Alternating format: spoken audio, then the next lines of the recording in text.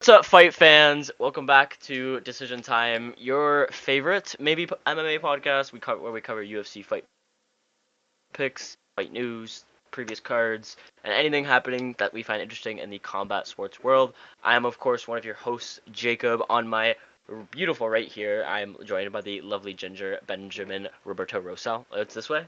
Is it this way? This way. Okay, this way. There's Ben. And then, of course, below us, the lovely Samir.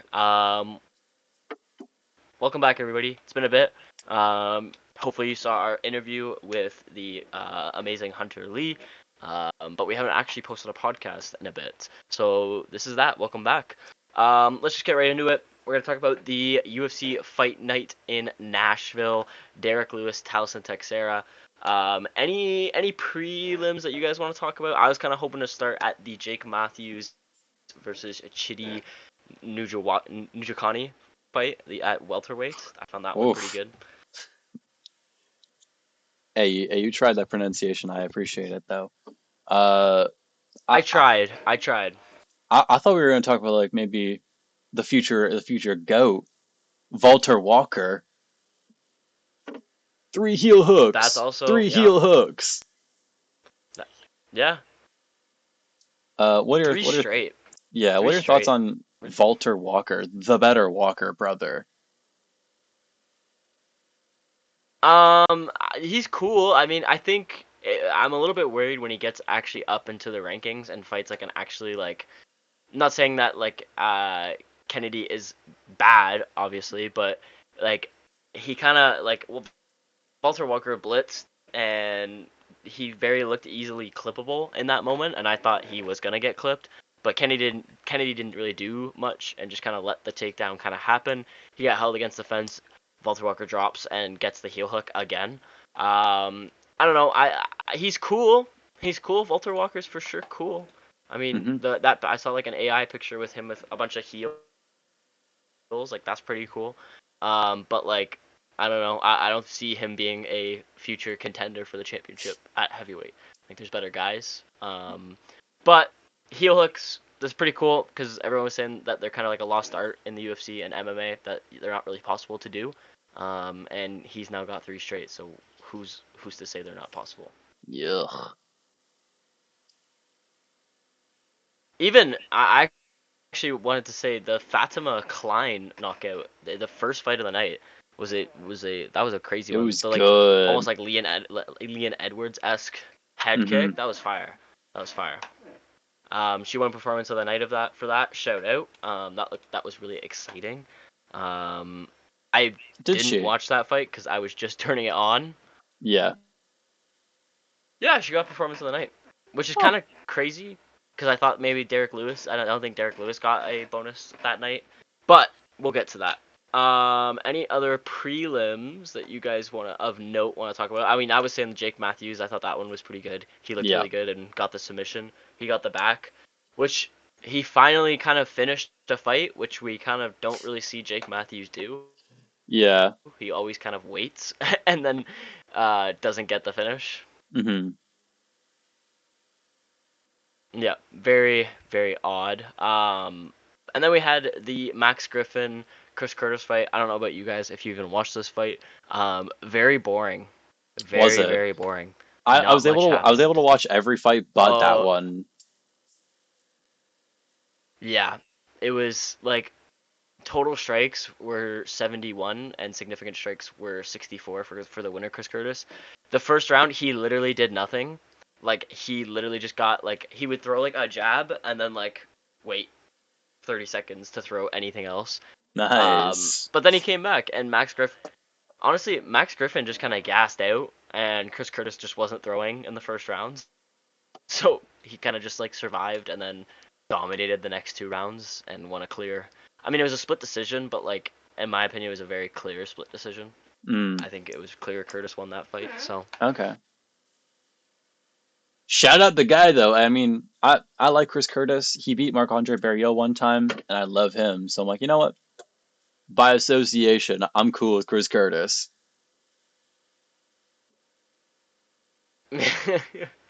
You're cool in my books, buddy. Yeah. And then of course we we moved on to our heavyweight championship fight, which or light Championship? heavyweight, sorry, between no, sorry, my fault, my fault. I don't even I kind of gapped for a second. But Tafa's yeah, light not fighting for the heavyweight. championship. Uh, the light heavyweight bout between Justin Tafa and Tuco Tucos. Um, do the Tafas have to retire from the UFC at this point? Like I is mean, getting embarrassing. Junior, at least. Justin Tafa, I don't remember the last Yeah. time he even fought. Um, but I mean, Junior just lost to Tuco Tacos. Yeah, yeah, and we all picked Taffa to win this fight. He coming into this like he looked jacked. He kind of looked big for light heavyweight. So I was like, okay, maybe he actually picked up his ground game and he'll be able to actually maybe defend a little bit more and like move on the ground against less heavier guys because he was a heavier guy and it's kind of he leaned out a bit.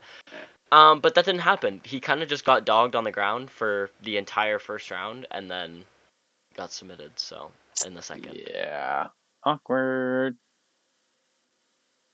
Yeah, yeah. So we all Samir, started at the main card. I just Samir, want to what are say, your by the thoughts on way, the Tafa brothers?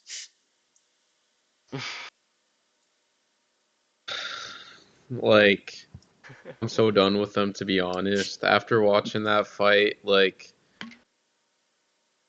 Jacob was saying, like I actually thought that he would do well in this fight because going into it, he looked pretty ripped, and he just looked a little dedicated, which is not something you associate with the Tafa brothers.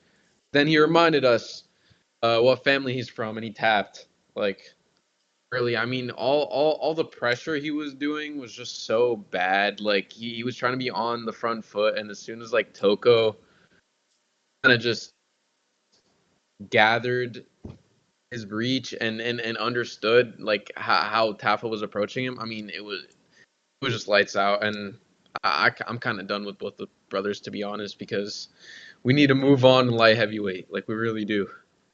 yeah. I have a thought. I was wondering, do you guys think that maybe is the continent of Oceania kind of overrated and overhyped in the grand scheme of MMA? Now, obviously, there's some good people like, Volkanovski, Whitaker, these guys. But then there's also like the Tafas and Tai Tuivasa, like, who haven't won in what seems like forever. What are your guys' thoughts on that? I genuinely think that like I wouldn't say overrated. I kind of can agree with you a little bit that like they do get a little bit more like I would say media attention just because of like I don't want to say the way they act and look, but I think it is a little bit to like way the way they act and look. They do shoeies. Like the stashes, the shoeies, yeah, like it's a little bit like they draw the media in, so I can kind of see where you're coming from, where they're like saying they might be a little bit overrated and put like their names are a little bit more commonly known in MMA. Like I feel like people know more about Justin Junior Tafa, sorry, than Tuco Tucos in the MMA world. Um, so yeah, I could say that. I could see that.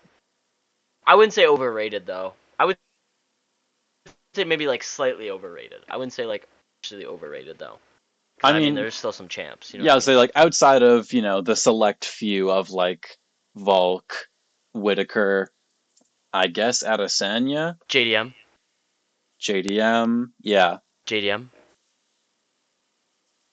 Yeah, like I feel like like you said, there's obviously a couple that are like really good, but yeah, I feel like yeah, I would maybe see a little bit overrated, overhyped. Let's say that overhyped. Yeah, I yeah. think that might be a better word. Anyways, Um, uh, moving on, we had the heavyweight bout between Vitor Petrino and Austin Lane. Now, Ben, I wanted to ask you because in the picks, me and Samir both had Vitor Petrino winning, and you picked Austin Lane. I kind of want to hear your thoughts and why you doubted the Brazilian moving up to heavyweight. so mainly my reasoning was just honestly, I didn't really have much reading. I was just like, yeah, I'll pick Austin Lane. I mean, He beat Robles to Spain, and that was pretty much my only reason. I was like, The hey, guy who's not even on the roster. I mean, every other fight other than the Austin Lane fight, it looked pretty good. But like, that was pretty much my only reason. I remember looking up afterwards. Yeah. Austin Lane's apparently like 1-4 in the UFC. Other than that, or I guess including that fight, I was like, oh, well, there you go. Yep. Yep. Yeah. Yep. And just a overall beautiful performance from Vitor Petrino, getting the submission early. Yeah, He did a good job just getting to this, getting to where he's the most comfortable in the octagon, and just proving why he's such a good. He could actually be a real contender at heavyweight. I mean, he's a little bit older, but like, hey, he moved up. he Why beat not? Austin Not a Lane. lot of He beat competition at Austin heavyweight. Lane. Hey, hey, you never know. You never. um, but yeah, overall, not a good performance from Austin Lane. If anyone should be removed from the UFC roster from this card, it should be Austin Lane. 1-4 is ridiculous, and he kind of just got dog walked. Um, any comments, Samir? I mean, I think that Petrino, like, although Ben was laughing, I think Petrino does have a real chance because I saw his like fight, and his fight IQ is really good, and he's just a grappler heavyweight. And for me, that's just something that the heavyweight division kind of needs, if I'm being honest, more. Yeah. I know, like I know you guys might not agree, but I just think you even saw it in this fight with Austin Lane. I mean, the way he was dominating the grappling, I mean, he was just elite. Now, I don't necessarily Yeah. disagree with Yeah. that. I don't necessarily disagree with that. It was just that I don't know if I would put him in that contention yet because of beating Austin Lane. You know what I mean? Like, he could, but he No, it's also like Yeah. beat. more potential. Yeah, yeah, yeah, yeah. Um. Yeah. Yeah. Then we had the featherweight belt. That one fight of the night, which I think is really well Oh, deserved. it was such a good fight. Morgan Charrier versus Nate Landwehr. Banger. Just two Yeah. guys just boxing. One a little bit more kind of volume damage. To Morgan's a little bit more like tactical. Trying to be a little bit more. Like Nate Landwehr looked really good. He kind of had like almost like he kind of reminds me a little bit of like that Justin Gaethje type boxing style. Like he's just gonna get in your face, get a little dirty, throw lots of hooks. Hmm. Where Morgan was very tactical and just kind of picked him apart. Yeah, oh, Um, yeah. and like I think Nate definitely won a round. I think I had him winning the second round. I think he had a good performance then. But overall, I mean Morgan just looked way better. It was gonna probably go to a unanimous decision, leaning Morgan, but he got the knockout with a couple like 30 seconds left. So I can't really be didn't need the judges. So Hey, something about a Nate Landwehr fight. I know it's gonna be a banger. This fight and his last fight against Duho yeah. Choi. Oh my God, all timers. And see, I just know Hmm. he's got a monster chin. He can eat shots, and then eventually it just gave out, and it was beautiful. He got knocked out twice. It was that good. I mean, Yeah. he just has that dog in him, and the durability is what made me a bigger fan.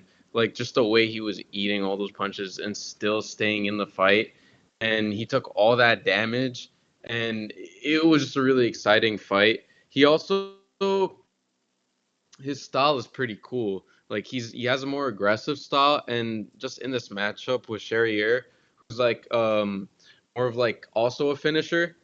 It it was just a great matchup. Mm-hmm. Mm-hmm. I think after this performance, Sherrier maybe gets like a little bit of a higher fight. Probably not even really. I wouldn't say really close to the rankings yet. But he looks good at featherweight. Definitely a good like stylistically smart and tactical boxer. And featherweight has a lot of guys who just kind of throw, so he could Maybe he potentially make the rankings eventually. Sorry, maybe bud, he go could ahead. even fight the loser of the next fight that was on the card, Calvin Kattar. He could fight Calvin Kattar. He could fight Calvin Kattar.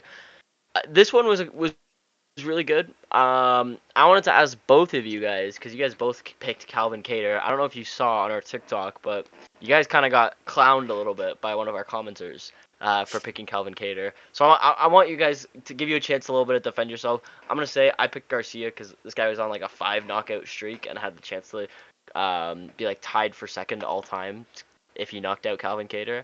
But obviously he didn't. But Steve Garcia looked really good. Definitely got himself in the rankings. Could be a real problem at featherweight with his boxing and ability to defend the grapple game. So he kept it where he wanted. But yeah, I want to let you guys defend yourself against this angry commenter that was clowning you guys for picking Calvin Kattar. I mean, I think the pick is not that unjustified going into the fight. Like he's just a veteran. He has all the fundamentals down. Going up against an up and comer, like it was just my pick. I thought he would win the like via unanimous or even split decision, and it just went the other way. I mean, Garcia was aggressive. Um, like the way he was fighting with he had high volume of striking, I think, and just the way he was applying pressure on Calvin Kattar. I mean, even a well-rounded fighter like him, I mean, I don't think he could have handled it. I just thought he was better going into the matchup with his range control and like just the way he fights. Uh, I think the decision was pretty easy. What about you, Ben? I completely agree. I thought he was Loki gonna like just piece him up, but Unk is washed. Essentially, Unk is that's all I gotta say. Unk's just kind of washed. Like I thought he was gonna be a lot better, and then just uh just like I think it was a unanimous 30-27, right? I Yep. Yeah. think, Yep. and yeah, no, he just did Yeah, he didn't. not, He didn't win. He didn't win a round. and he shouldn't have, because he did not look that good. Yeah, yeah. Do we think I wanted to ask this you guys this? Do we think Calvin Kattar should be off the roster or possibly even retire? I just want to remind you guys he's 0-5 in his last 5. His last win was Chikadze in 2022 by unanimous Really, decision. Since then he's really. lost to Emmett.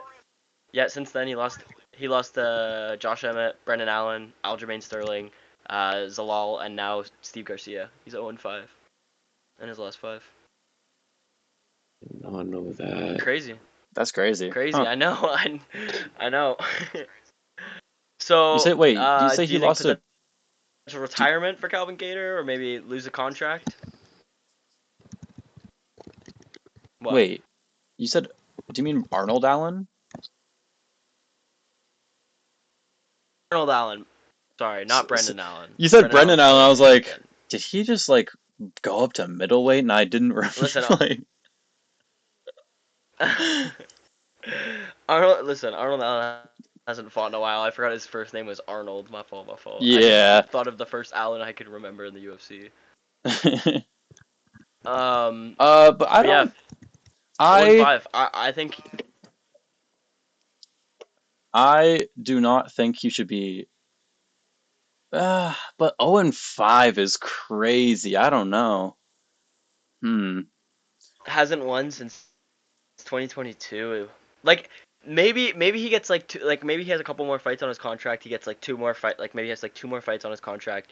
He fights like 2 up and coming guys. Maybe he wins those. I think no matter what, if he wins or loses, I think whatever his contract is set to, like in the last remaining fights on his contract, I don't think he gets another one. I You have got Unk. two. Unk is washed. True. I have two hypotheticals though, or other examples. Do you think that Tai Tuivasa should be cut? Yeah. Me Yeah. too. Yeah. All right. That Fair guy's enough. Fair that enough. guy that guy's And when he was still in the UFC, do you think that Tony Ferguson should have been cut at when he was 0-5? should have been cut Yeah. at yeah. All right, When then get when he Calvin lost to Kattar out of see, there. Then get him out of there. yeah. Next we had the welterweight co-main. Kind of a banger. Actually, not kind of. Banger. Stephen Wonderboy Thompson versus Gabriel Bonfim. We all picked Gabriel Bonfim to win. We were all right. We shouldn't have been right. This was I think a robbery. I had Stephen winning the second. No, I wouldn't even see clearly. It was a close decision. I mean, I'm not mad. Like I wasn't super mad about the decision. I think it wasn't like a clear robbery. But I think Stephen Thompson won. I had him winning Yeah. the second Second and and third third. round. That first round he kind of got dogged, and I was like, oh, Stephen Thompson might be washed. But second and third round, he continued to put the pressure on, continued to lay, I believe, the harder shots in exchanges. And even when he got taken down and like fence held, he was still constantly like throwing strikes and trying to stay active. Where I feel like Bonfim was just kind of like that last minute of the fifth round. I think proved that Steven won that round specifically because Gabriel Bonfim was literally just holding him against the fence like for the last minute and a half, and Stephen Thompson was literally trying to work out of it and was trying to like throw strikes, throw elbows, throw body uppercuts and stuff, while Bonfim just sat there and took it. When the decision got announced, I was a little mad, but again, wasn't like a clear robbery. Like Bonfim definitely could have won the third round. Um, that cut though on Stephen Thompson's shin, Oof. I had to do some laps around my house to cool off. I was getting a little sweaty. I can't lie.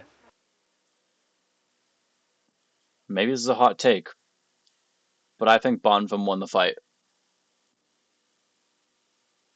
What? I don't think that's a ridiculous take though. I don't think that's too ridiculous. I think Thompson, like Wonder Boy, had the second and third, like easily. I mean, the second maybe like I think the second he clearly won, and the third is like that toss up one where it's like, eh. See, I think it's just like uh, my reasoning is I think it's because if we're taking in past decisions, I think they're staying consistent anyways.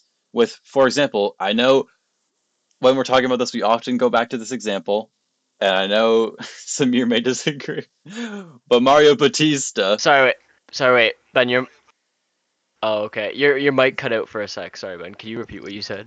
Oh, sorry. I was gonna say I feel like we always go back to this example, and I feel like Samir won't like it. But Mario Batista, if he won, his fight against it was Jose Aldo, they're staying consistent. So Yeah, I mean fair. I'm not like I don't think it's not like a like the Canadian guy we watched the other day on PFL, Ben, or the other like couple weekends ago. Like Aaron that, it Jeffrey. wasn't like a clear robbery. Aaron Jeffrey, shout out. It wasn't like a clear robbery, but like it was like it. The third round was the toss up round, and I'm not the control. I think control time is what like how Bonfim won the fight. Not terribly mad at it, but I think Steven won. But he's out of the rankings, and Bonfim is now in the rankings. Steven, for the first time since like 2014, is out of the It rankings. was it So was crazy to think 2015. It was about. it was a whole decade. Yeah, which is crazy. Shout out. He could possibly even get back in the rankings because I mean he had this competitive match and probably like I mean you say he lost Ben, but like again, toss up decision. He could win another match, get back into the rankings, sneak back in, beat another contender. But I think he's fine with what he's doing, like kind of being like a check for most contenders before they get into that ranking. Like I think he's kind of a good outside the ranking gatekeeper. But he also could retire because that guy's old as hell. Unk. Yeah. you guys, Then we had the very much awaited heavyweight bout main event, Derrick the Black Beast Lewis versus Taliesin. I forget his nickname, Texera. Um, Thoughts on this one, guys? I mean, not much to talk about. I mean, I think that yeah, like Ben was signaling, Texera got smoked. I mean, from the beginning of the fight, like Lewis was just keeping him at bay. He was controlling the like sorry. Um he kind of had a moment at the beginning of the fight though Hmm. with that jab, He and I had was he had kind one of good like, strike, ooh, yeah. like yeah, but I was like when I saw that I was like, ooh, but then right after that moment, I mean, Lewis was just on him. He stayed composed and he waited for his moment and he got it, and it was really 35 seconds quick. into the Like round. I was not expecting this from Derrick Lewis. Like I thought it would be a second round. I did not know it would be this quick, and I think that's now 16 knockouts for him, which is absolutely crazy. Like I did not know Derrick Lewis was like that. I was gonna say, I saw a lot of people saying this online. I was wondering your guys' thoughts. Do you think it was an early stoppage by the referee? No, no, and I'll tell you why right now. If you think it's an early stoppage, you're wrong, and you didn't watch the fight because Towson clearly fence grabs himself back up. One, illegal. Two, if he didn't do that, he would have actually died. Uh, and also like Derek was still like he was still landing shots, and then he stopped when the ref like got in the way, and Derek like pulled his arm back and didn't throw, and then Towson like turns and is like, "No, I'm fine now." It's like, well, no shit, you're fine. You just had 2 seconds to recover from getting smacked. Like, it's not an early like I could see the argument for an early stoppage. Again, like sure maybe, but like I don't think it was. It was clearly an illegal fence grab. And he had to do that, otherwise he again would have got his like clearly knocked out. And he's still young. Like I think he was like overreacting a little bit. Like he's what? I think he's 20 something, 24, something like that. I think it's like Like you 27, still have yeah. lots of time to be in the heavyweight division. Yeah, they were just trying to, I feel like, save him from a possible brain damage injury, because Derrick Lewis was not stopping throwing strikes until that happened. Yeah, not an early stoppage. Even if it was an early stoppage, one, it would have got a point deduction and he would have lost that round, and it would have been down 10-8. Two, he possibly could have got disqualified because that was so blatantly illegal and terrible that he could Yeah. have literally just got disqualified if that didn't happen. So. Yeah, I fully agree. He climbed the fence, which, like you said, not allowed to do. And it wasn't like, one hand helps pull him up like loosely. He was climbing it, like he was, uh. Like, it was so blatant and so much of it that it was just like, yeah, you're done. You're chop cheddar, buddy. You're gone. Send him back to the prelims. Yep. No, send him even worse. Send him back to the apex. Ooh, not the apex. Um, but and then obviously Derrick Lewis wins. Does the classic, takes his shorts off. I loved this whole like chain of events. Takes the shorts off. Uh, throws the shorts, and then I think pees in the corner of Towson. To mark Yeah, his territory. Fire. Throws the cup, and then proceeds to moon the crowd, and then says he's gonna bang his wife after the fight.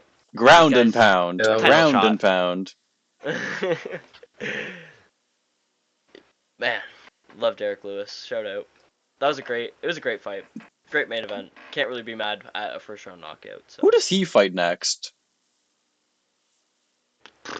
definitely higher up in the rankings because you just beat like a top contender. Like I mean, when he fights next, I don't know. I know he wants to fight on the. We'll talk about it later. The White House card. But so I don't know if he waits like a year to fight or if he fights in between then. But I think he could definitely fight like maybe like a Sergey Spivak again, maybe even like a Waldo Cortez Acosta. He's coming off a Yeah. yeah, that'd be a banger. That'd be a good like co-main on a pay per view. do you think one more win and he gets that rematch? You think I so? think he does. I think if he wins, like there's not much for Tom to fight. Yeah. So it's slim pickings, and if he knocks out, let's say he does fight Waldo Cortez Acosta and knocks him out, that puts him possibly in the top 5 rankings.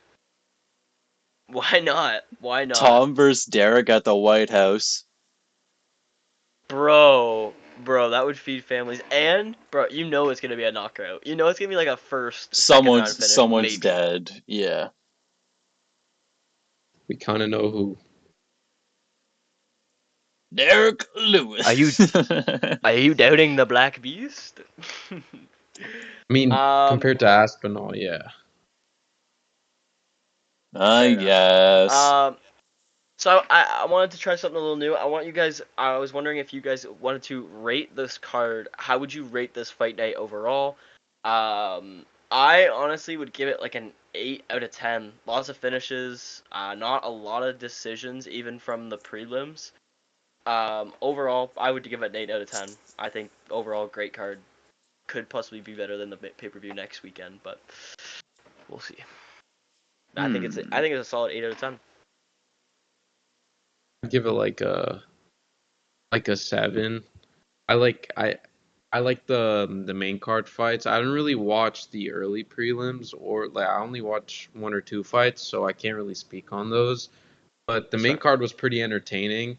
There was a couple fights that I thought were kind of boring, like the Chris Curtis one. So that's what knocks it down from like an average 8, 7.5 to a lower 7 because at that fight I did not enjoy watching it at all. Fair. Fair. What about you, Ben? I am also going to give it a 7.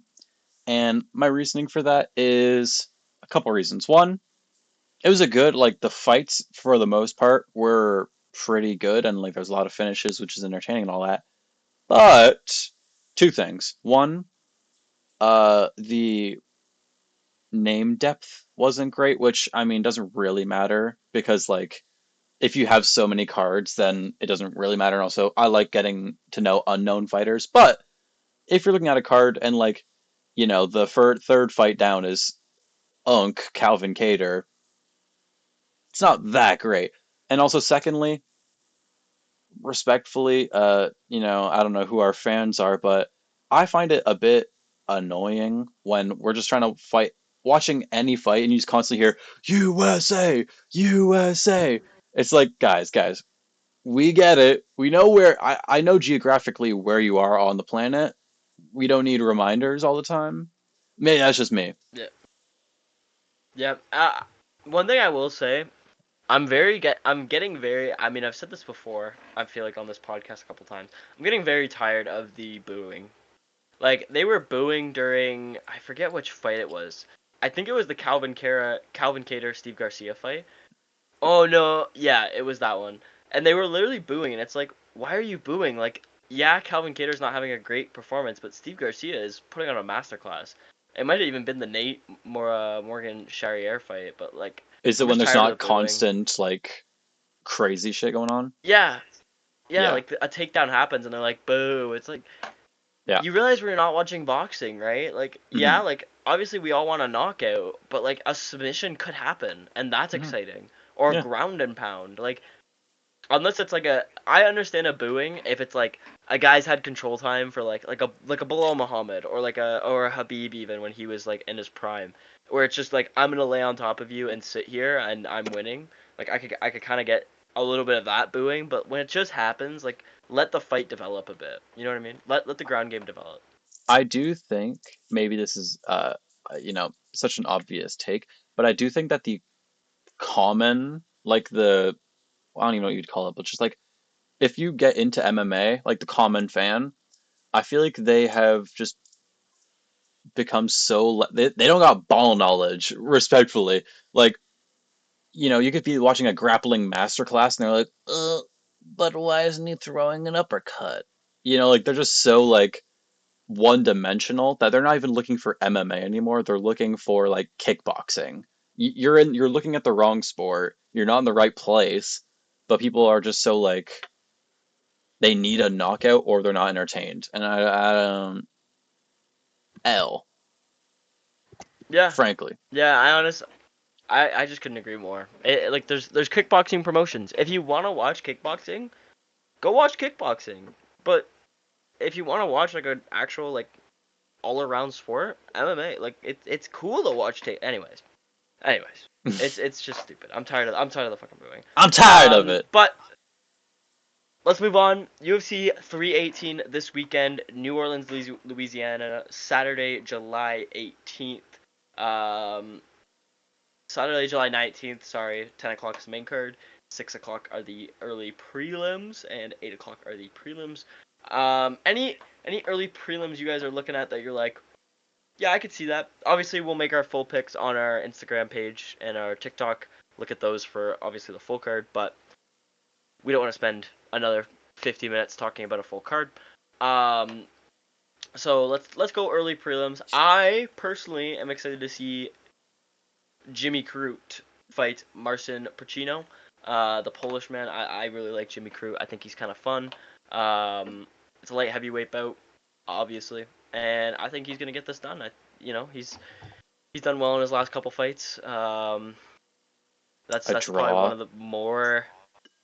Hey, To to what? Rodolfo Bellato, might I add, Yeah. who just had the acting performance of a lifetime.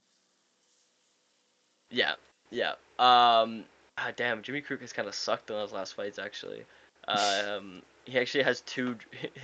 He in his last three fights, he has two draws. Really? How's that even like Yeah.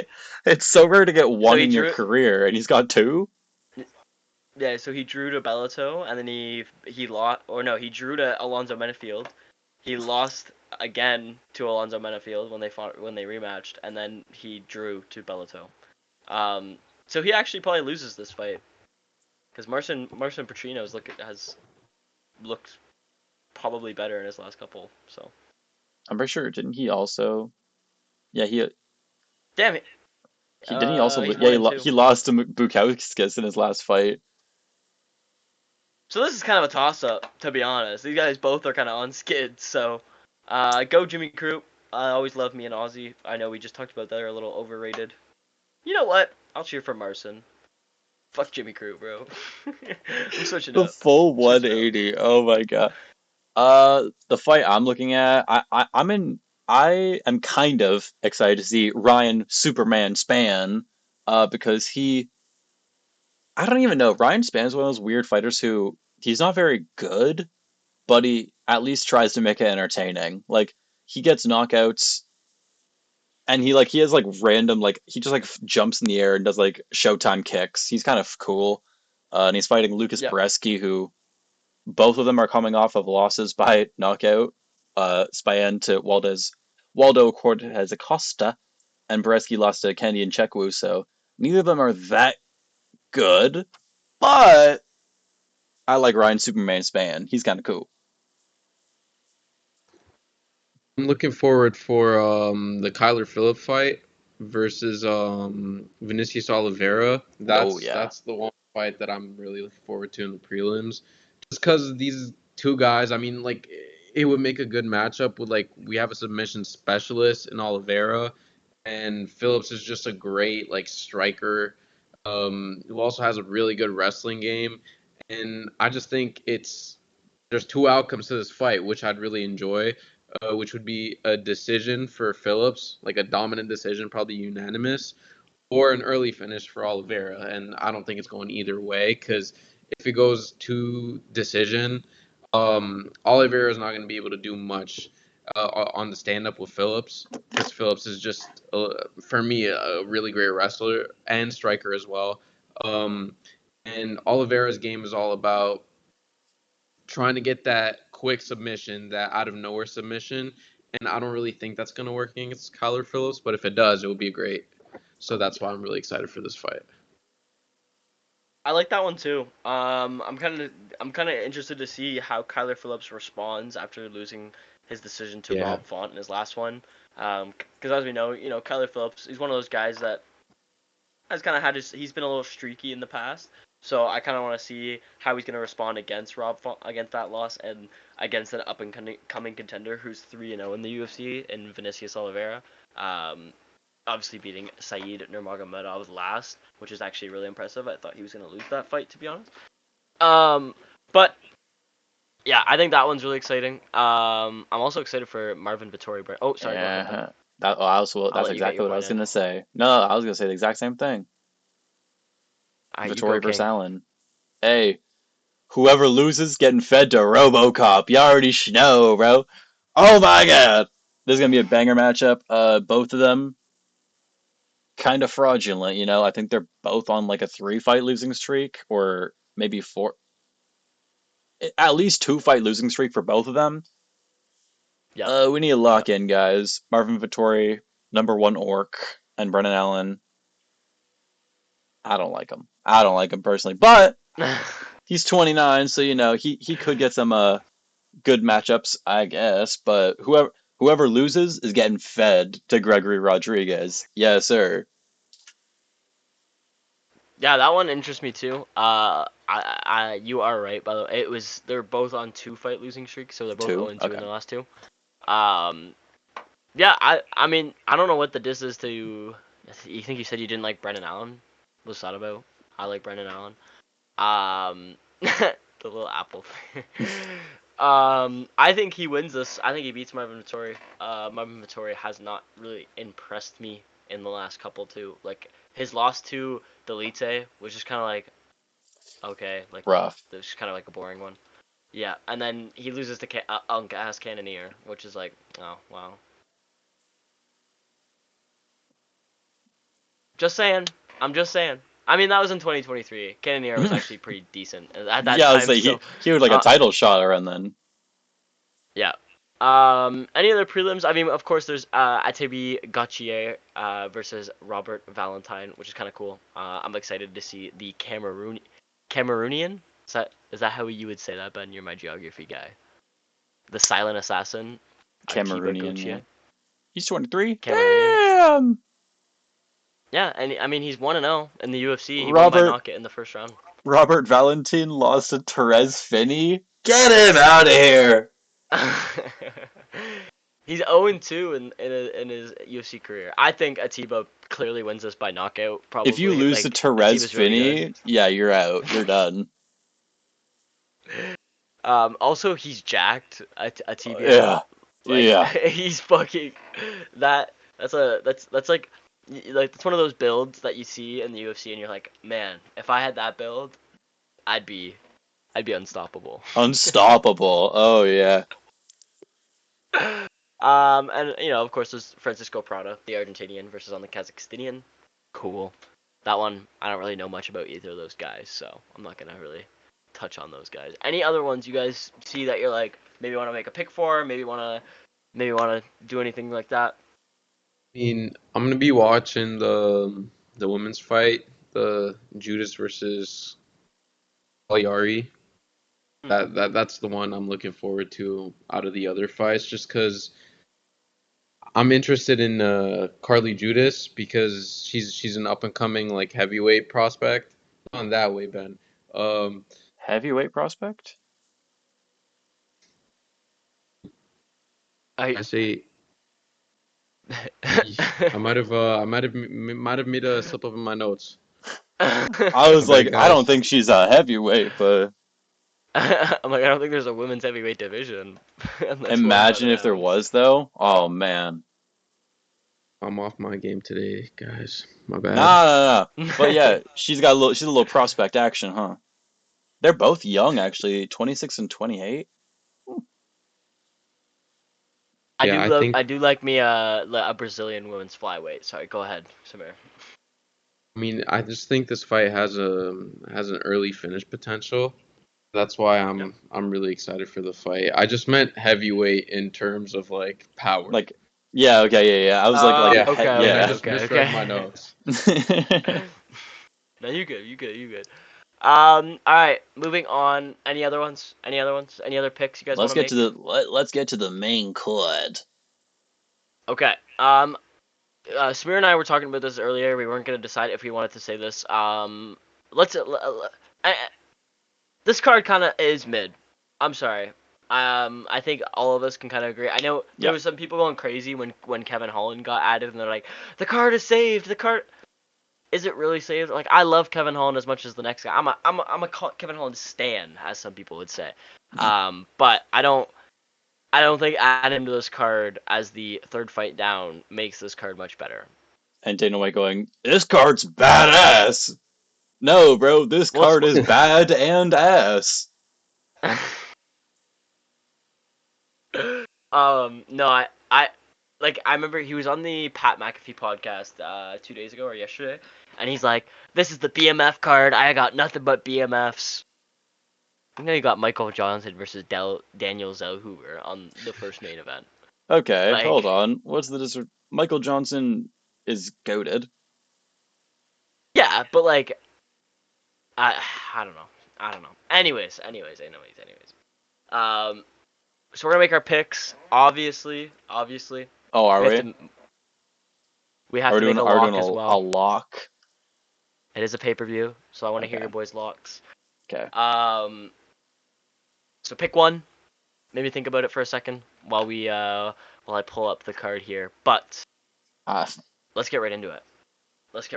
Michael Johnson, Daniel Zellhuber. yeah. Who we think is gonna win? I personally am gonna go Michael Johnson in this one. I think he's a lot more fun, a lot more entertaining. I'm not really sold on Daniel Zellhuber quite yet, even though he has looked good in his last few.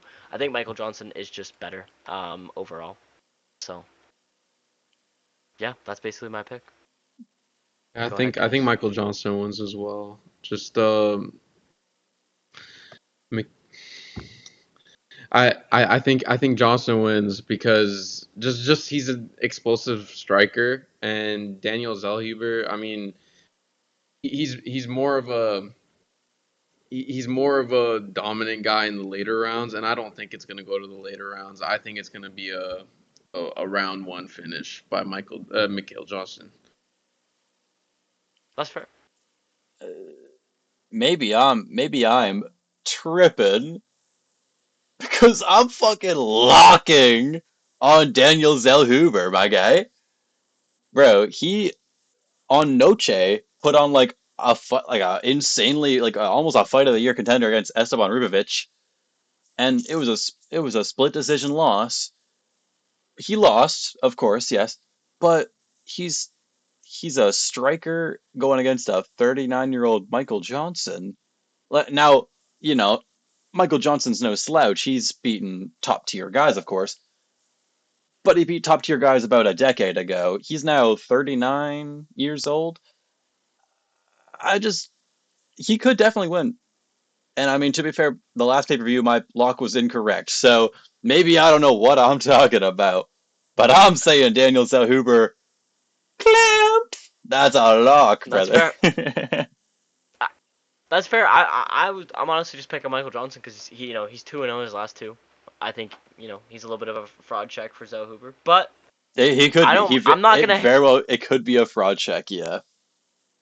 I'm not hating on the lock. I like that. I like getting the lock out of the way early. I do appreciate an early lockage. Now I can just sit back, kick my feet up. um. All right. Next up, we have this one. I'm actually pretty excited for. I don't know about you guys, but Dan Ige and Patrio Pitbull. This one's kind of a toss up for me. I think this one was probably one of the harder ones to pick, in my opinion. Um, I'll let you go, Samir. Let's hear it. Who you got?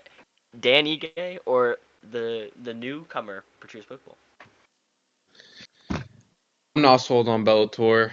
I'm going Dan Ige. I mean, he's an experienced fighter, and we've seen every time that the UFC brings in a new guy, uh, kind of don't rush him into big fights. And Dan Ige is a big fight for Pitbull. And I mean, I don't know because I haven't watched much of Bellator, so maybe this is just me, but I don't know if he could deal with Dan Ige's endurance. I mean, Dan Ige is a dog, like we saw in his in his fight on a short notice. Like just to come in like that and have a performance like that, where he just takes all those punches and all that power from Diego Lopez. Fighting a guy like that to Patricio Pitbull, I mean, I'm not sure it's even going to be a matchup. I would have made it my lock, but I already have a lock that I'm going to talk about later on. But I just think it's an easy win for Dan Ige. Yeah, I think, I can't say a lot because I already put that away. But 50K, he's a monster, right? And Patricio Pitbull, I mean, to be fair, lost to Yair Rodriguez, who, clearly he's really good because he might be getting a title shot. So he's really good. But, he's 38 years old. His best years are about 5 years too late at this point. So I don't, and he's also, like, Dan Ige is one of the shorter dudes in that division, and Patricio Freire is shorter. Unk is cooked. He's done. It's got to be 50K all day. Yeah, I think we can all agree on this one. But like I liked Pitbull. Like I think he was really good. Like you said, Ben, like 2 or 3 years ago. Unk is kind of washed, and in that Yair Rodriguez fight, again, kind of what you. I'm kind of piggybacking off both you guys here, but that last fight against Yair Rodriguez, I think just kind of proved that these guys can't move from Bellator or PFL or wherever they come from straight to a top fight. If he worked his way through the rankings a bit and then proved himself, sure. But he lost a pretty clear decision to Yair Rodriguez, and then now he's fighting a top guy like Dan Ige. And Ige's kind of been hit and miss, obviously, in his career. He's very much like a 50-50 kind of guy, but I think in this one it's going to be a very clear 100% he's going to win. He's coming off and win a knockout against Sean Woodson, which I found that pretty impressive. Mhm. Obviously lost to Lerone Murphy and Diego Lopez, but I don't really count that Diego Lopez fight. He was It coming was in on short notice. hours. Yeah. Yeah, Also, yeah. Guy also we literally. we know you don't rate Bellator, Samir. We know you don't rate Bellator. No, um, no, I don't like the fighters that come out of it, and especially like if I see Pitbull just stand there for like all those rounds, just stand there and take the punches, not like I don't know what type of fighters they bring out of Bellator, but I They don't just think get he's they just just got gonna be. scared. Yeah, like it's just like a puppy being brought to like the dog pound. the dog pound basically, Yeah, and, it's and just go into to see the big dogs, and they're just like they're frightened. yeah, It's like a like that deer in headlights. that patchy mix one too was oof, that was Yeah, a That's bad the one that's the too. one I'm referencing right now. Yeah, That's the one I'm yeah. thinking about. yeah. I don't think these guys like, especially when they come in at like Pitbull's age, like he's like 38, 39. It's like, bro, what are you even Yeah. doing here? Like, you could have had your chance to come in the UFC and you didn't, and now you're here and you're probably just gonna ruin your like. I wouldn't say ruin your career, but like pretty much derail the end of your career I would in say a so. spotlight moment. Well, yeah, he Like, had like just retire. he lost his title and then he won a different one and he lost that title in Bellator. And then after losing like 3 or 4 matches, then he's like, you know what? Now I'm gonna go get some money. And then loses again. It's like, oh, okay, well, fair enough. Yeah. Moving on though, I did say that like adding this fight doesn't add much excitement, but I am a big Kevin Holland guy. Always been ever since the Comzot whole situation, and I liked him in the Apex when he would just talk trash the whole time. Oh yeah. Um, Kevin Holland versus Daniel Rodriguez. Obviously, Kevin Holland coming off a win in his last matchup against, who was it against again? It Vicente was Luque. Vicente Yeah. Luque. Um, where Daniel Rodriguez also coming off a win, also two and Yeah, two and uh two and he one in beat his last Santiago three. Ponzinibbio. Yeah. Yep. Um, Obviously he could get this done against Kevin Holland. Kevin Holland is one of those guys where I think it just depends on what Kevin Holland we get that night. Is he gonna Yeah. be locked in, or is he just fighting for more money and more attention? Because I mean, he fights a lot. He's the most active fighter since like 2020, which is crazy. I think he has 21 fights in that range, which is again Mhm. ballistic. But he's fighting again this year. I think this is his second or third fight this year. I'm really excited to watch it. It's his third fight already this year because he lost to Mhm. Ritter, beat Gunnar Nelson, and then Vicente Luque. And I'm gonna say it now. And now he's gonna beat Daniel Rodriguez. I think he wins this. I think he moves up higher in the welterweight rankings. I think he's kind of locking in. He's always been one of those guys where he's like, I can't find that right weight class between middleweight and welterweight. He's like kind of, I don't know. He's just kind of too long. Anyways, I think he's locking in. I think he wants the Colby Covington fight too, and this is his step to get there. Um, I think him versus Colby at the White House would be a banger.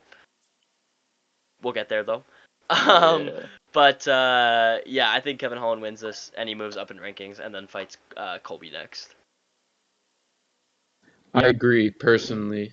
Like I think Kevin Holland wins. I'm not really sure on Daniel Rodriguez, not because he's a bad fighter, but like you were saying earlier, it all depends on the Kevin Holland we get. If it's the Kevin Holland we've been seeing in the last two fights with his win against, I mean, I thought his decision win against Gunnar Nelson was really impressive, just showing that he actually still cares about the sport, which I was doubting for a while with Kevin Holland. And also, I think, if I'm not mistaken, he has the reach advantage.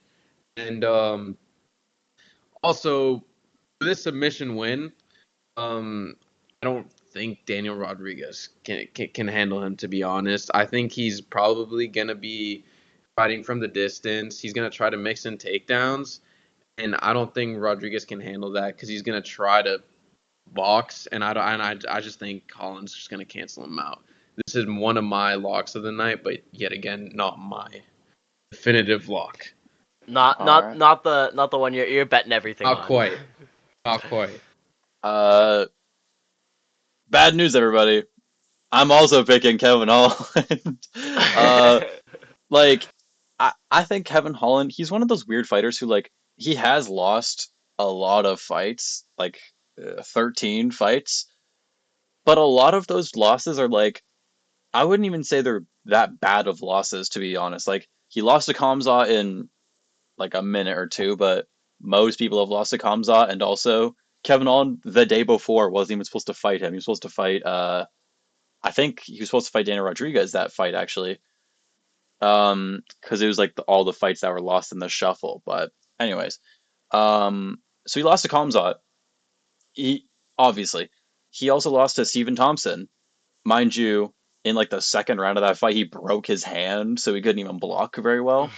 So like, there's a lot of shit that happened. So, and he's actually looked quite good. To be fair, he fought Vicente Luque, and you Gunnar Nelson. oh, you guys know my thoughts on Vicente Luque. Just thinking about him gets me seething.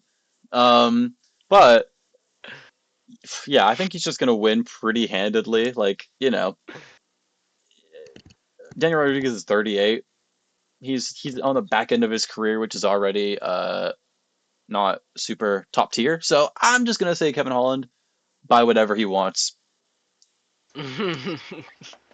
Yeah, and even Kevin Holland's losses, like he lost to like JDM and he lost to, like Rome Delite. Like those are Yeah. good fighters that he has obviously a chance to get his get back, but like those are good guys that have proven themselves time and time again. So we can't really again, Kevin Holland I don't think was really taking the sport seriously, but he kind of seems to have locked in a little bit. We'll see though. We'll see Saturday night how he does. Which A Kevin Holland we actually get. 2020 Kevin Holland is back. 2020. I like that. Then next up we have the co-main, and I kind of feel like we're also gonna pick all the same guys. Oh, I think Samir's signifying he is about to lock in his Uh-oh. pick. Let's hear it, Samir. I don't know why everyone's not locking in right here. I mean, who in this green earth thinks Paulo Costa's winning? Like, who? Like, just comparing how they're going into the fight. Topalov has won 4 out of his last 5 fights.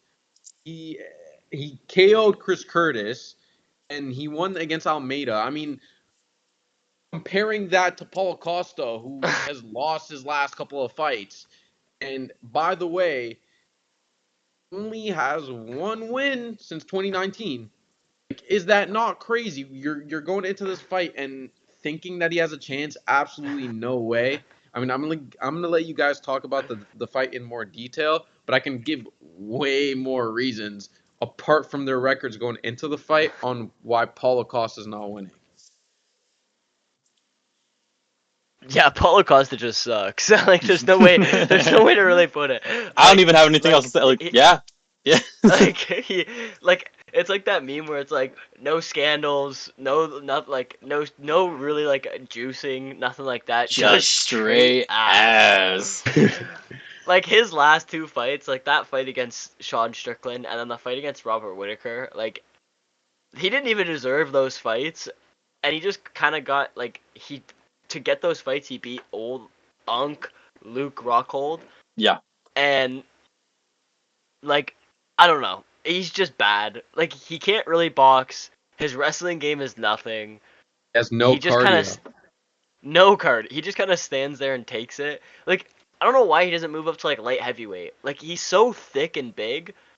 Like I don't I don't know. I just yeah. Roman Kopylov is just gonna buy whatever he wants, to be honest. See, Samir, you said Roman Kopylov won 4 out of his last 5 fights.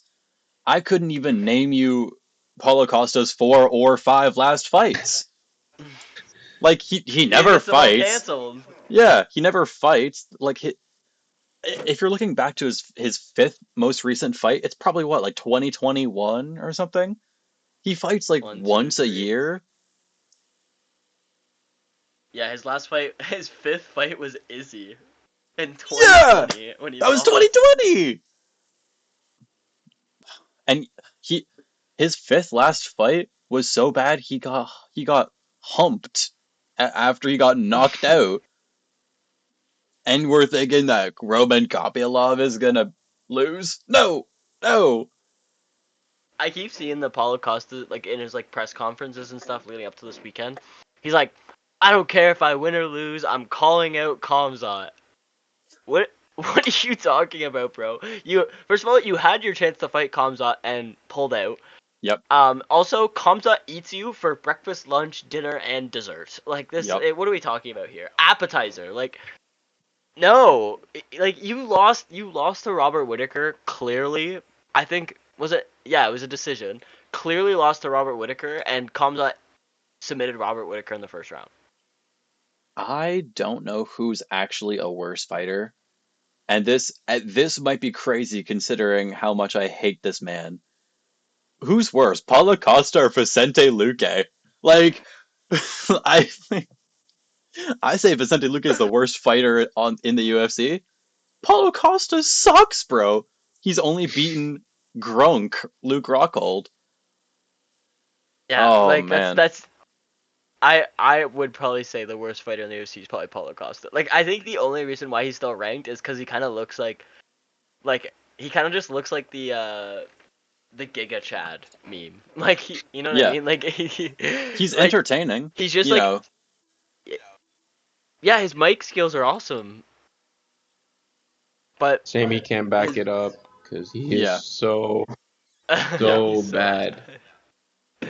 so bad. So I'm glad we kind of all agreeing, but this is where we disagree. You Cause go this main first because event, you haven't used it yet. I'm using my lock. This is it. I Lock. mean, I'm locking it in. I am taking in the main event to win the BMF title. I'm taking the Diamond Dustin Poirier. That is my lock of the card. I know it's a little. I think this one's probably the most toss-up fight of the night, in my probably my opinion. I think it could really go either way, but I'm locking Diamond. I think it's in New Orleans. It's in his hometown.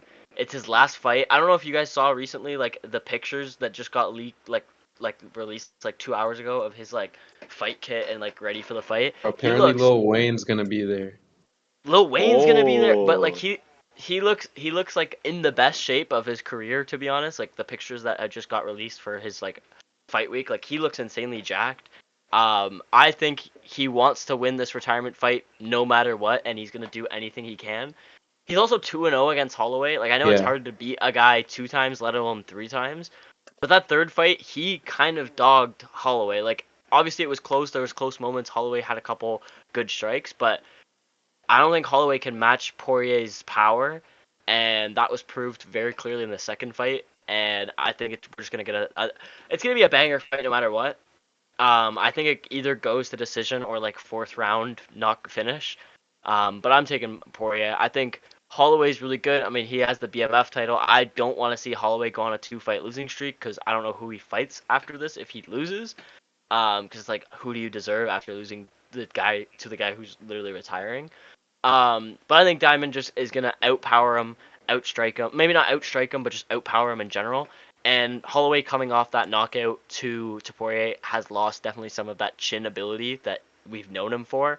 And in that fight, that second fight against Poirier, he really used that ability of his chin to stand and bang and not get knocked down. So I'm just a little bit more cautious going into this one. Picking Holloway, just a little bit more nervous about his chin and his durability.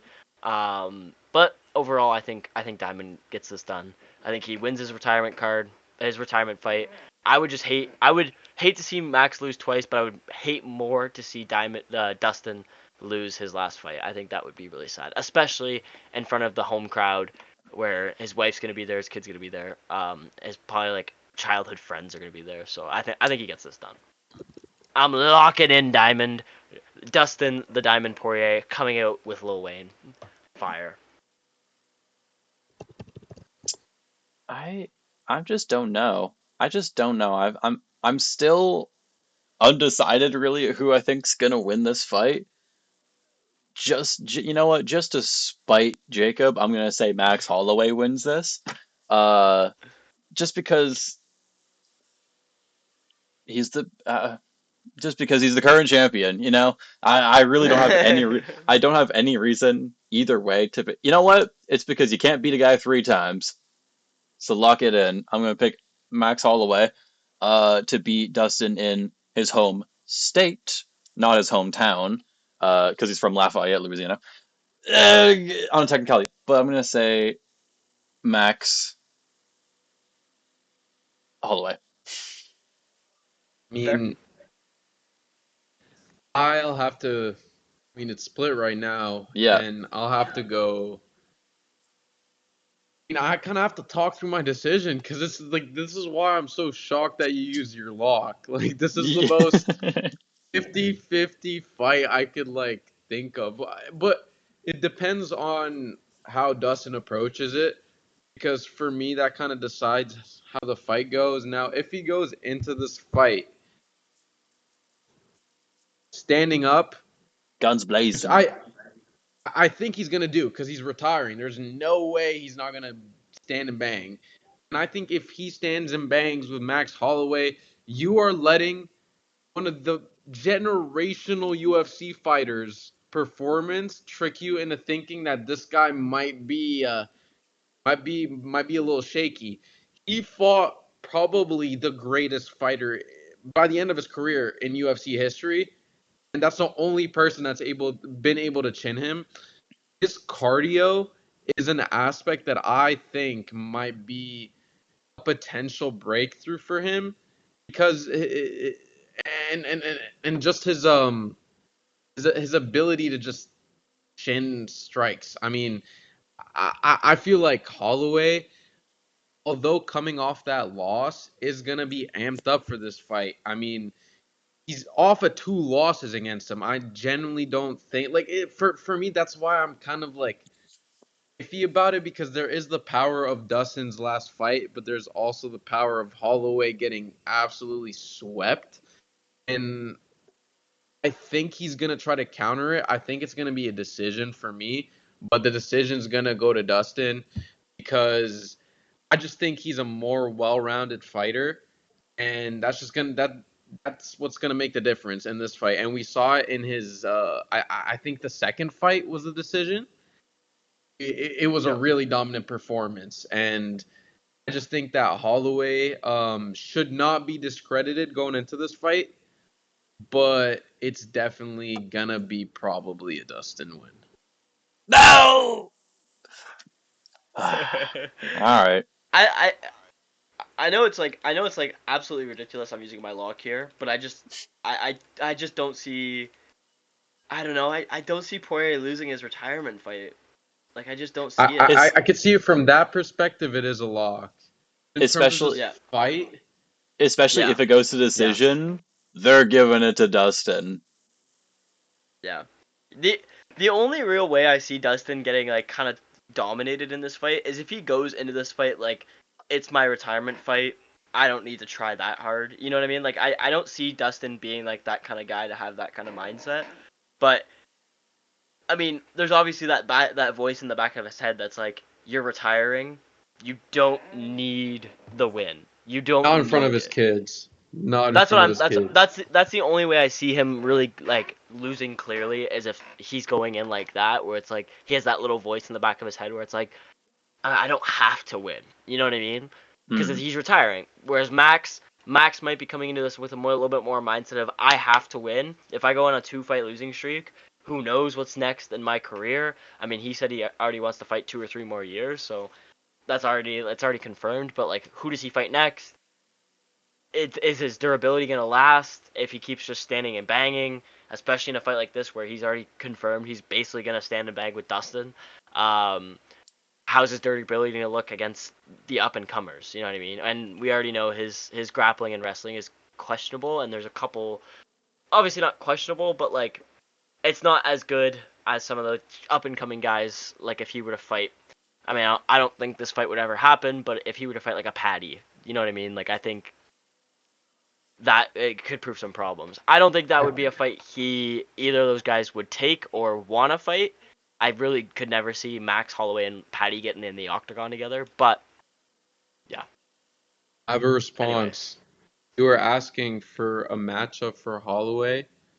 Um, Speaking on that matchup, it's a perfect one. And if you want to segue to this, talking about the UFC White House, um, mm, I think that he has a perfect matchup on that. Um, if we look at it, I mean, I think basically him against Gaethje, Hmm. the BMF. Because Yeah. I think even if Dustin wins, he's gonna vacate it, which would allow Max to come and fight Justin Gaethje. I think that's Run it just back. Run it back. yes, and I just think that's a perfect fight, perfect fight for a Yeah. big card. Yeah, I think that's not yeah, ridiculous. Did you guys fair want to talk more enough. about that? Oh, Jacob's coughing. Jacob's coughing. Guys laugh at him. Okay. Oh, Sorry, there you go. sorry. Um, yeah, let's get into some news, everybody. We talked about the cards, we recapped and all that stuff. Let's get into news. First off, UFC White House card, July 4th next year. For the American 250th anniversary, whatever, blah blah blah. I don't care. We're Canadian. Oh, is that what it's Um, for? yeah, it's the 250th Oh, anniversary of the Americans. Cool. shout Woohoo. out, I guess. Um, so July 4th, obviously, and what do they call Oh, it? Oh, I guess they literally just call it July 4th. Or do they have yeah, a 4th of July? yeah. That's like the name Perfect. for it. But yeah, the White House card got announced. It's officially in the works. Um, I'm gonna go ahead and give my thoughts. I think this is kind of dumb. I get it because it's like cool, like it's your independence and you want to do something really cool on the White House grounds. Um, you could just do a card in Washington. I don't know. I really don't understand the whole point of this White House card. I think it's gonna be overhyped for this whole year.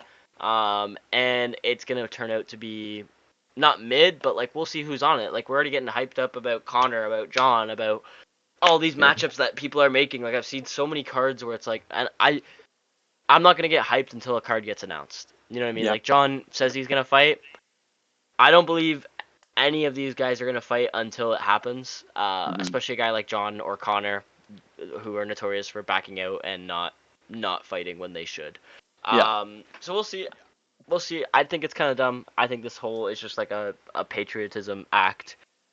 Um, not to get too political, but yeah, I think it's dumb. I think the whole idea is kind of stupid, but it could be really exciting. I mean, like the way Dana's been talking about it, it definitely could be fight card of the century of the entire UFC, depending on what he throws together. And listen, if they do set it up right and the White House is in the background and then we get like the Washington Monument on the other side, that's also it could be really cool looking. Like stylistically, like that could be one of the biggest events of sports outside of like the Super Bowl. You know what I mean? Like it could be really really cool. But whatever. What are your guys' thoughts on the White House card being announced? Kind of don't.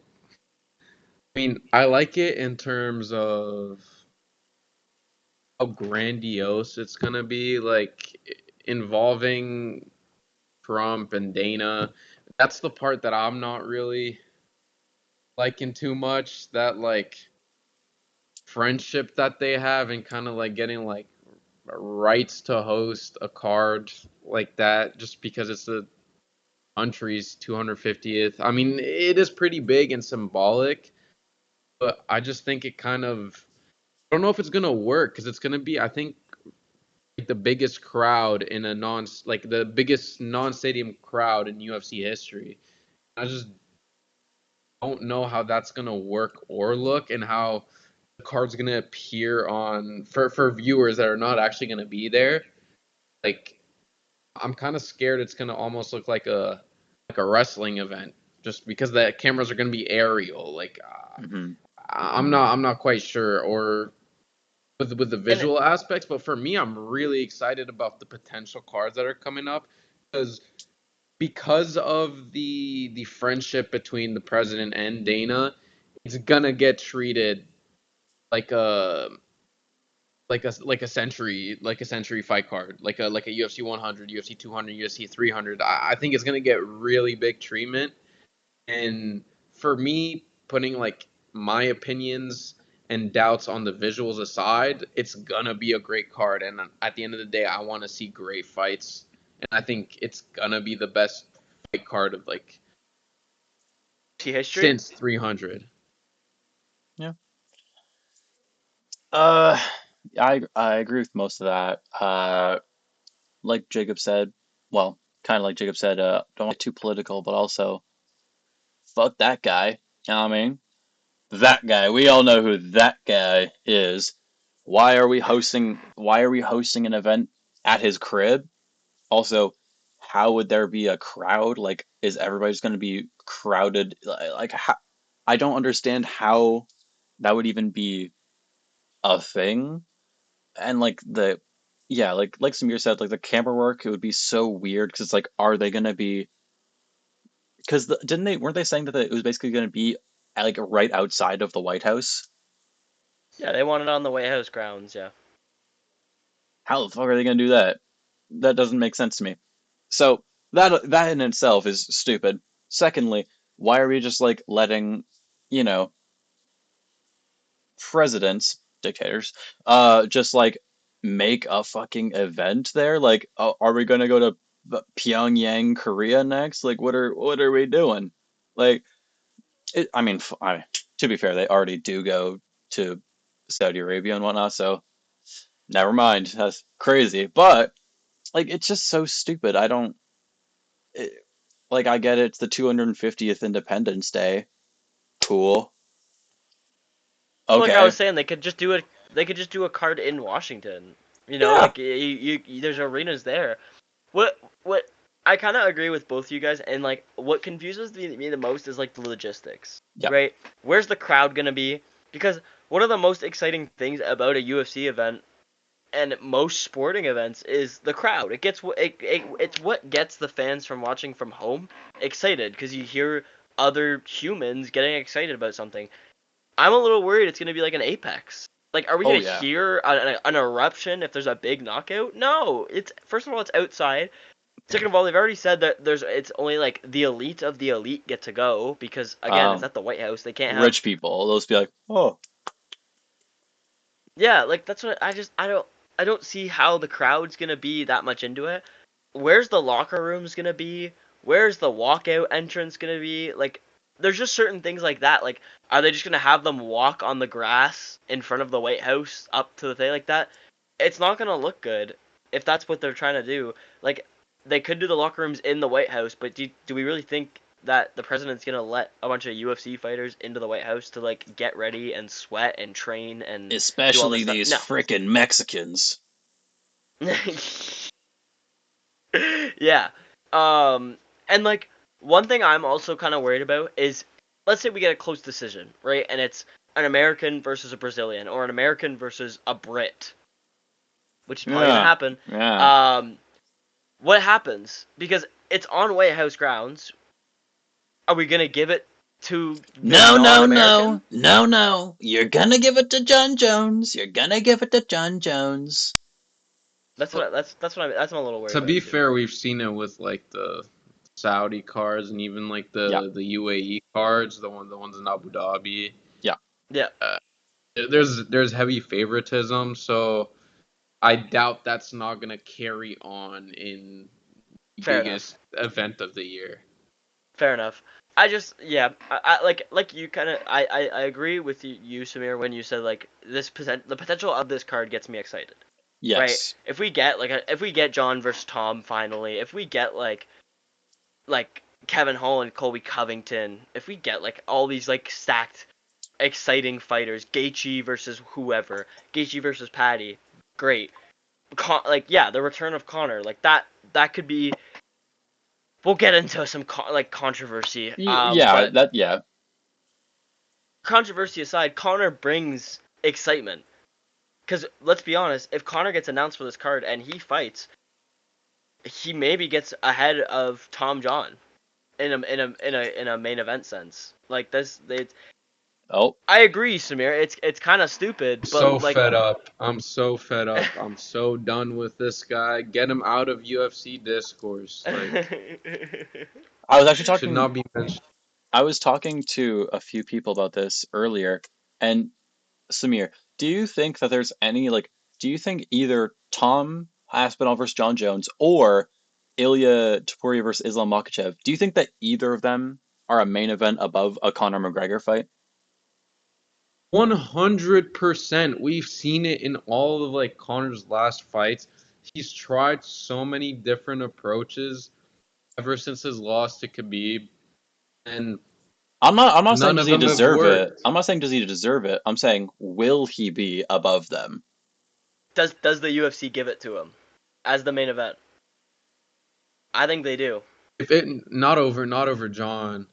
It's it's Really? it's it's it, it's a fight between it's basically a glaze fest, and I think that John Jones is getting way Extra more cursed glaze? than Conor is.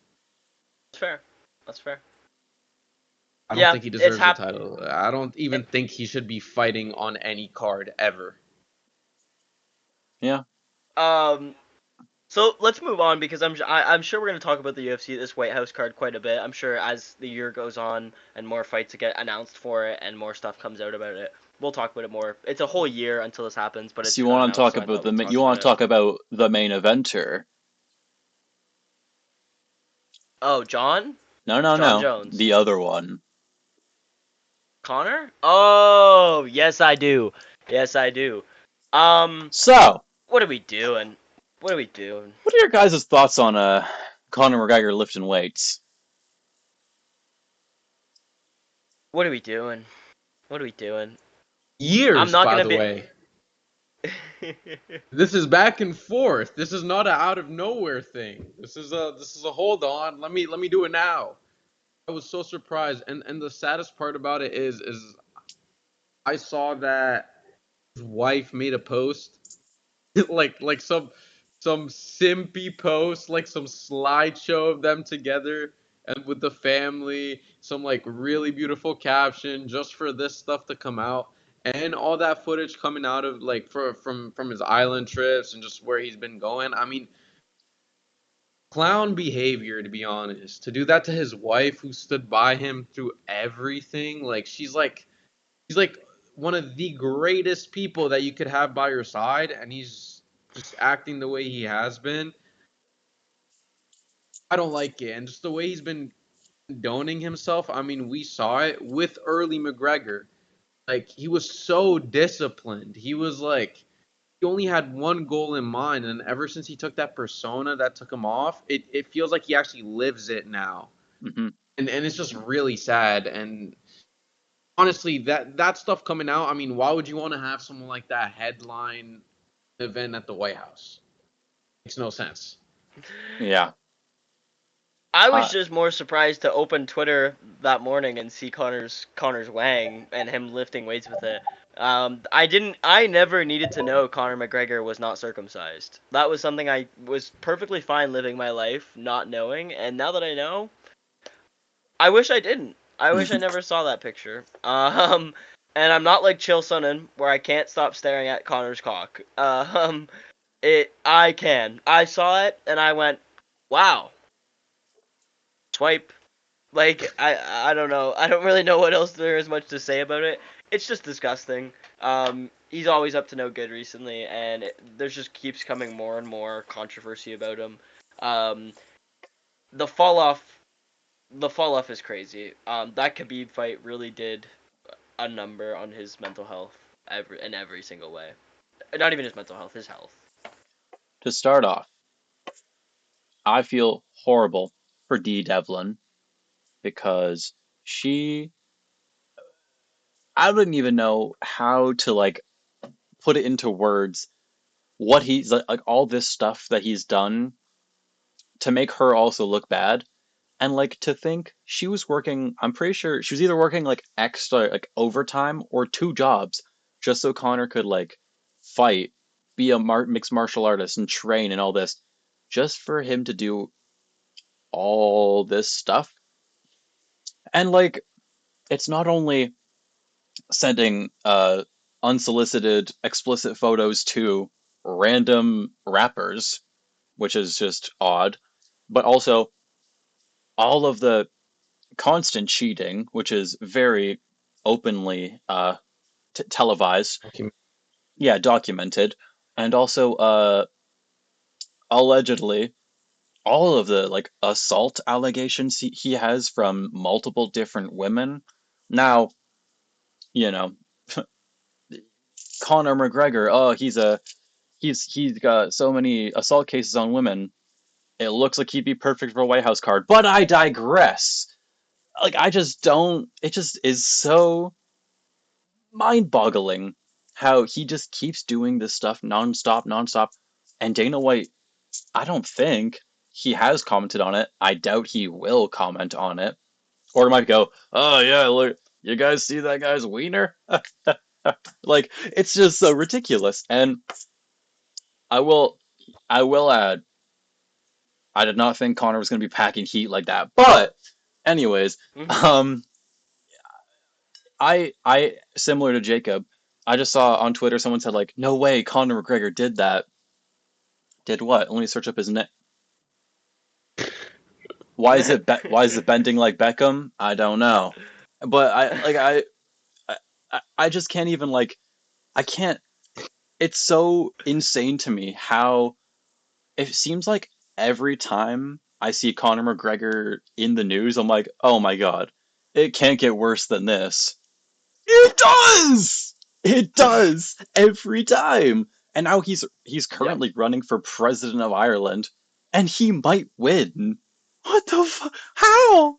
Like, it, Actually, coming to think of it, you are right. Thinking of him as he is the perfect main he's fighter perfect at the for the White White House, House. because especially on his stance with politics, with the suggested policies if he were to Yeah, become yeah. prime minister. I think he's perfect. Perfect match. I think He, he should walk Cinema. in holding another Ginger's hand. not me, Ginger. not me. Yeah. No, I don't want that. I don't want that. Please And stay I just I just want to say for all of our viewers, if you couldn't tell, are you this way, Ben? other way. This way? If you couldn't tell here, Ben is very Irish. I Very got, I Irish. got this. Uh, Hold on, hold on. yeah. Let me move my setup real quick. I've got this. Like, I've got the I've Like, got that shit on my wall. I'm about that life.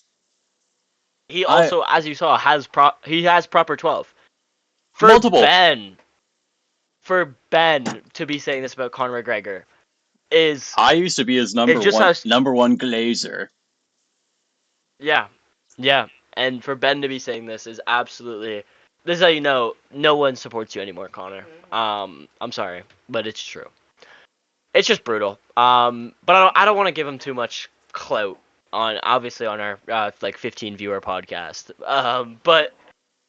So let's move on. We saw his Wang. Movsar Evloev is number one contender. I mean, but he did pull out. Is he gonna get a fight? Is he gonna fight for the I think title probably I'm now? pretty sure it's getting rescheduled. Okay, fair. And if it gets He's fighting someone rando, or right? It's like Aaron some. Pico, Why? Why? That's another so dumb. another Bellator guy.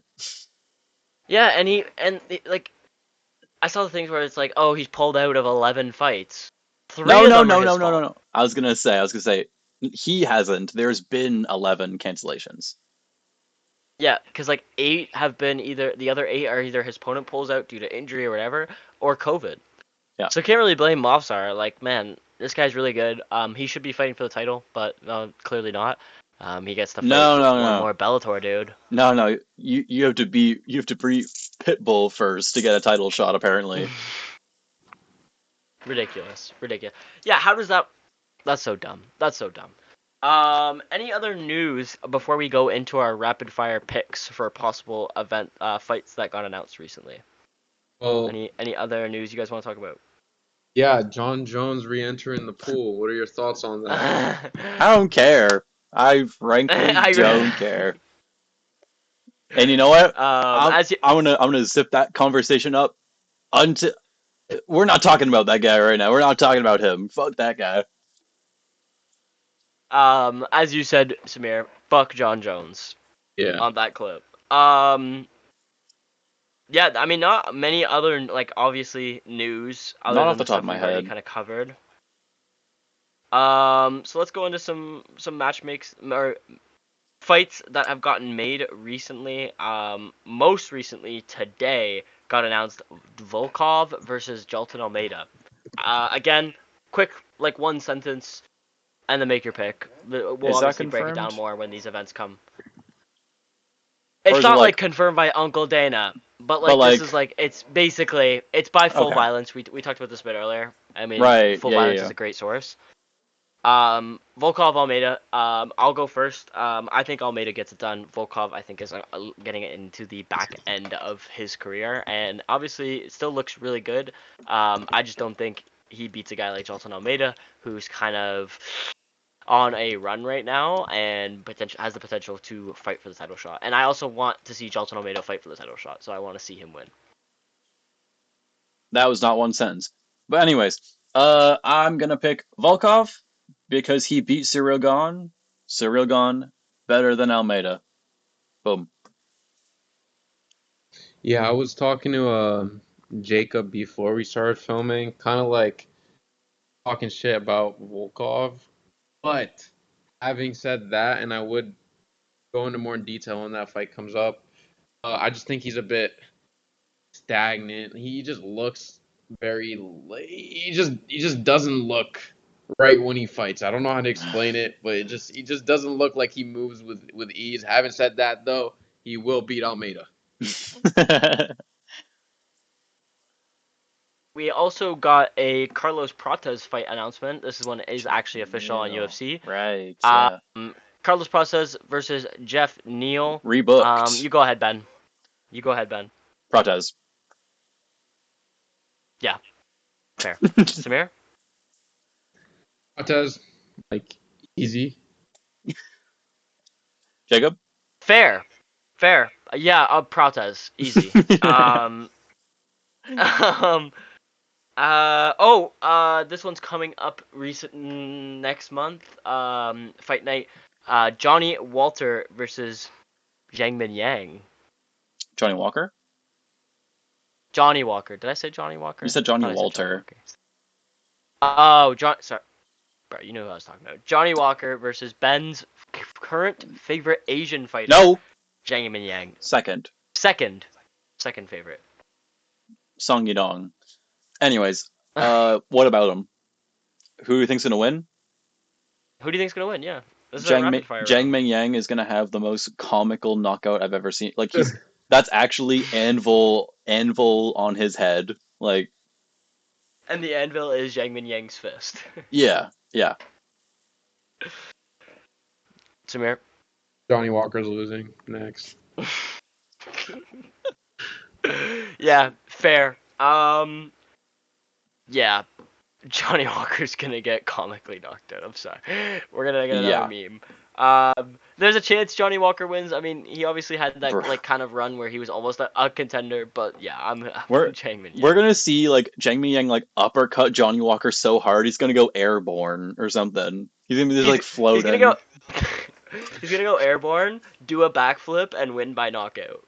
He'll kick Zhang Mingyang. Oh, big, yeah, it's huge. I don't think so. Also got announced on July 9th. Sorry guys, it's been a while since we did our podcast. Michael Venom Page versus Jared Cannonier. Yeah. Did we not talk about that? I don't remember. No, this was no, we didn't. Who do you think's gonna win, Samir?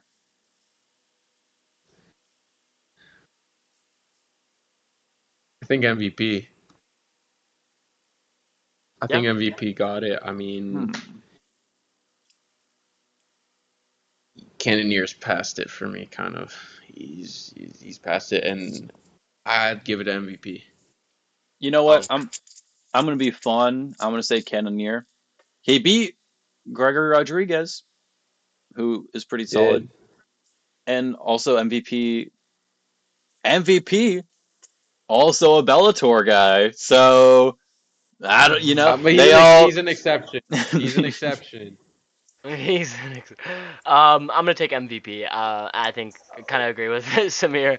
I think he's Unk, and I think MVP also is Unk. To be fair, aren't they like the same age? Yeah, but I think MVP is a little bit better, a little bit more creative with his game plans. Sure. Whereas Yeah, Cannoneer is very one-sided. Next, the fight between where was it? No, I think we talked about Paul Craig versus Bukauskas. I don't know if we did actually or not, but Paul Craig by whatever Paul he Craig's wants. losing. Oh. No, he's not, bro. Shut up.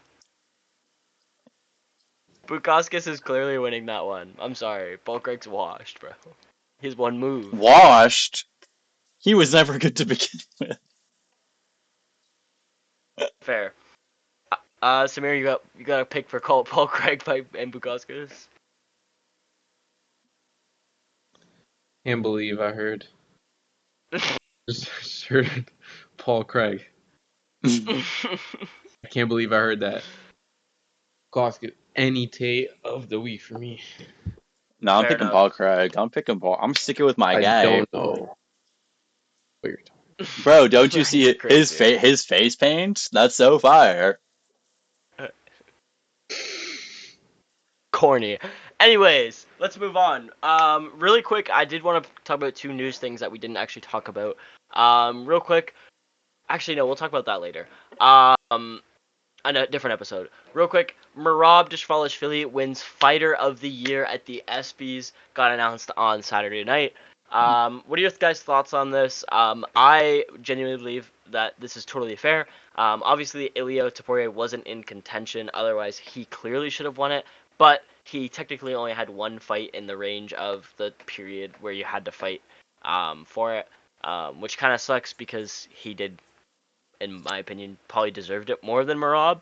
But due to that, I mean, Merab just clearly wins after a pretty dominant performance against Sean 1, and then pretty clear decision in the Umar fight, and then obviously dominates Sean in the rematch. So, who were nominated any for opinions?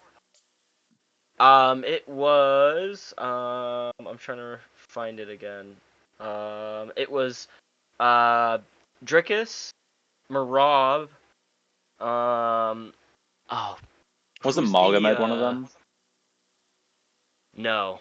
No. Drickus. Dricus Marab.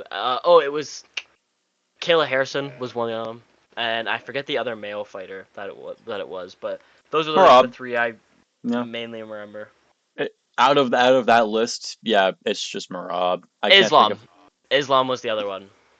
Yeah, I'd Oh, still but pick he's not Marab. as active. Yeah, I'd still pick Yeah. Marab because he said it was 3 fights. So, and Yeah. Islam had what, 2, 1?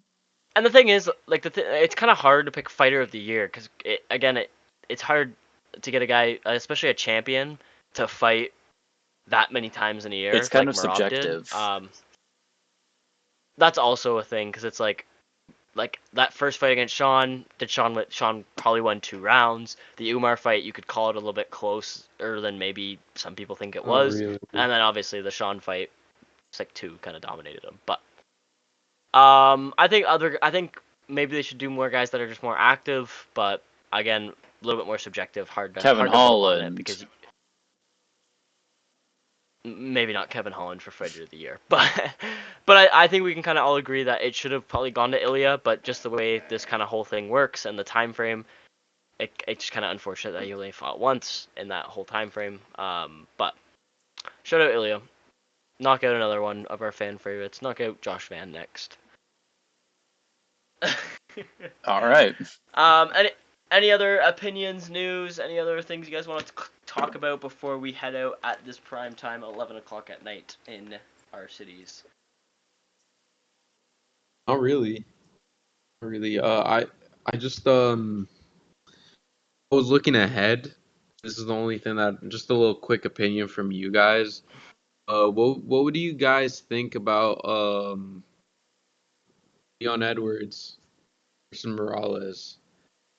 Michael Morales? Yeah. Maybe. I like Hmm. that.